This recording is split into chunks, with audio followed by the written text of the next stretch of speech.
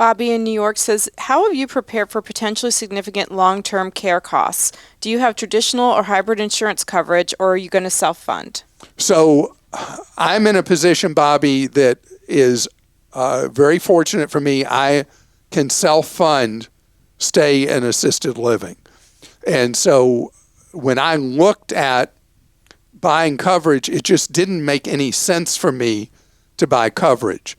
I have had the good fortune over the years to have enough assets that it's something that can just be a life expense, like a health expense.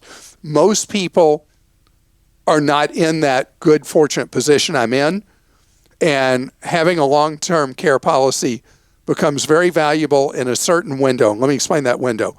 If you don't own a home, you don't have a lot of assets, you don't have to worry about it. You'll end up in the state federal Medicaid program, not Medicare, Medicaid, paying for stay for the care that you need later in life. If you have a lot of money, which is generally assets north of $3 million, you absolutely don't need any form of long-term care insurance. It's everybody else in the middle, which is most people are going to be in this middle. You will benefit from having a long-term care policy. They are now difficult to buy. The traditional long-term care, the industry kind of imploded. And today, the hybrid insurance tends to be the least bad alternative. I won't call it a great alternative. I'll call it least bad.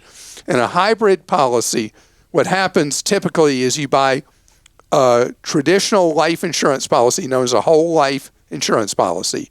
And in it, you purchase a rider that allows you to convert the benefit from a death benefit into paying for long-term care.